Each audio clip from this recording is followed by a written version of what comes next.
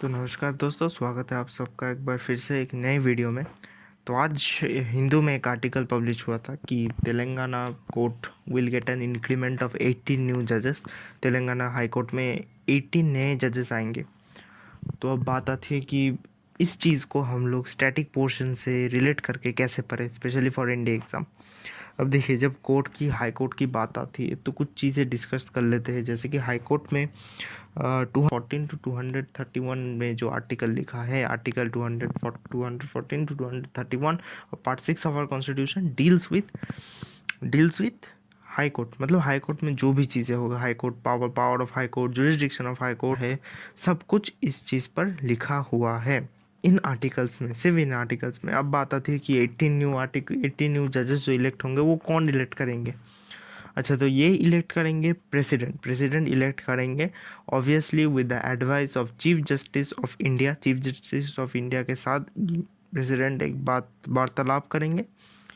और इसके बाद chief justice of high court choose किया जाता है। Basically chief justice of high court choose किया जाता है। उसके बाद जो बाकी जजेस होते हैं उनको ये तीनों व्यक्ति चूज करते हैं, मतलब president along with the consultation of chief justice of India and the chief justice of that particular high court. इसके साथ साथ कभी कभार या मतलब ज़्यादातर वक्त गवर्नर ऑफ दैट स्टेट का भी ओपिनियन लिया जाता है।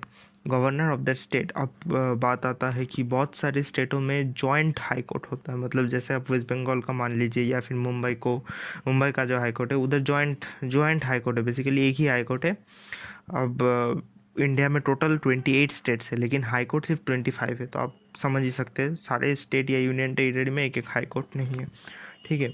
अब बात आता है कि हाई कोर्ट में जो जजेस होता है उनका जो क्वालिफिकेशन क्या है। उनके क्वालिफिकेशन में आता है they should be a citizen of India. Citizen of India तो होना ही चाहिए।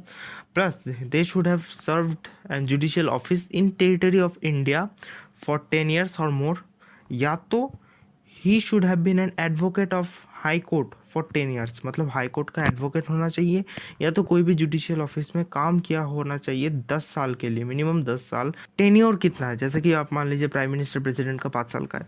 हाई कोर्ट के जजेस के लिए ऐसा कोई फिक्स टेन्योर लिखा नहीं है कॉन्स्टिट्यूशन में, पर हाँ एक एज लिमिट जरूर दिया गया है। 62 ईयर्स तक आप हाई कोर्ट की जज के रूप में सर्व कर सकते हैं।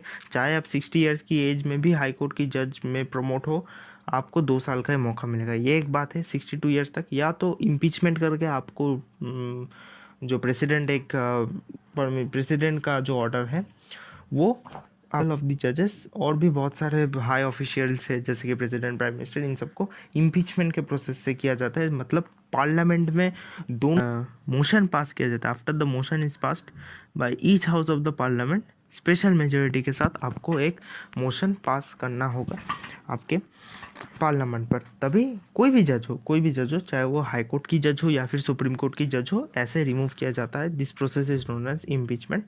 मतलब एक जॉइंट सेशन होता है। इसमें बेसिकली एक पार्टी, मतलब मान लो लोकसभा में 100 मेंबर ने एक मोशन पास किया, उसे साइन करना पड़ता है। रिमूवल मोशन होता है, 100 मेंबर की साइन होना चाहिए। उसे स्पीकर को जाकर देंगे। स्पीकर अगर इसे एडमिट करना चाहता है तो ठीक है। एडमिट करने पर 3 मेंबर की एक कमेटी गठन होती है। 3 मेंबर की कमेटी में एक जन सुप्रीम कोर्ट की जज होती है, एक जन chief justice of high court होता है, और एक डिस्टिंग्विश जूरिस्ट है जो जिन पर स्पीकर भरोसा कर सकते हैं, ऐसा कोई जूरिस्ट होता है। बस ये तीनों मिलकर पूरी कंडीशन को देखेंगे कि सच में कोई ऐसा केस हुआ कि नहीं। उसके बाद वो जो 3 मेंबर की कमेटी है वो अपना रिपोर्ट सबमिट करेंगे। बस अब एक मोशन पास किया जाएगा दोनों हाउस में to the president for the removal of the जज। बस president passes an order removal of the जज। इसके बाद प्रेसिडेंट खुद ये रिमूवल कर सकते हैं। अब बात आती है कि क्या ट्रांसफर ऑफ जजेस पॉसिबल है। मतलब आप मान लो कि आप कोई वेस्ट बंगाल का जज कोई तेलंगाना के हाई कोर्ट में जाकर काम कर सकता है। हाँ, ऐसा हो सकता है, पर इसमें भी प्रेसिडेंट का रोल रहता है। प्रेसिडेंट परमिशन देगी तभी आप कर सकते हो, या फिर प्रेसिडेंट पर मतलब आप तो ऑब्वियसली अप्लाई नहीं कर सकते। इस पर भी president has to consult with the chief justice of India. उनके साथ कंसल्ट करके तभी वो काम कर सकती है।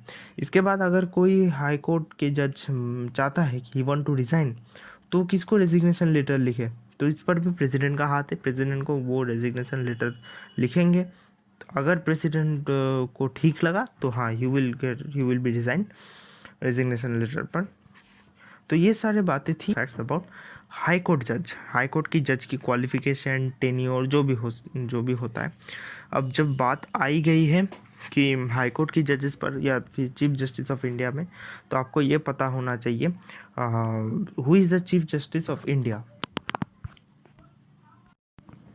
Now who is the chief justice of India, ये प्रश्न आने पर फिलहाल हमारे इंडिया में currently NV Ramana is the chief justice of India. इसके पहले Sharad Arvind Bobde was our chief justice of India. ठीक है, तो अब चीफ जस्टिस का भी मतलब अब चीफ जस्टिस का एक बहुत रोल रहता है। तो चीफ जस्टिस को कौन इलेक्ट करता है? बेसिकली प्रेसिडेंट ही चीफ जस्टिस को इलेक्ट करते हैं। तो ये सुप्रीम कोर्ट का टॉपिक हम लोग बाद में कर लेंगे। हाई कोर्ट की जजेस के लिए ये सब कुछ था। तो आप अगर इस वीडियो के अंत तक आ ही गए हो तो आपके लिए एक बोनस फैक्ट, टोटल इंडिया में 25 हाई कोर्ट्स है। इंडिया में टोटल 25 हाई कोर्ट्स है। तो 25 हाई कोर्ट में सबसे नया जो हाई कोर्ट है वो है हमारा आंध्र प्रदेश का हाई कोर्ट। आंध्र प्रदेश की हाई कोर्ट को 2019 में कंप्लीट किया गया था। It is the latest made high court of India. ये किया गया था क्योंकि आपको पता होगा 2014 में आंध्र प्रदेश से तेलंगाना को अलग कर दिया गया था। तेलंगाना में ऑलरेडी एक हाई कोर्ट था, मतलब पहले उधर ही हाई कोर्ट था तेलंगाना में 1954 या 84 शायद तब के समय से। तो उसके बाद आंध्र प्रदेश में एक नया हाई कोर्ट बनाया गया था। बस यही सारी फैक्ट आपको पता होना चाहिए। सब कुछ ये इम्पोर्टेंट है इंडिया की पॉइंट ऑफ व्यू से। तो इन सब के साथ ये वीडियो कंप्लीट करता हूँ। तब तक के लिए आप लोग खुश रहिए, सेफ रहिए। मिलते हैं आपसे एक नई वीडियो में। जय हिंद। अगर वीडियो पसंद आई हो तो लाइक कर देना, सब्सक्राइब कर देना, या thanks for watching the video.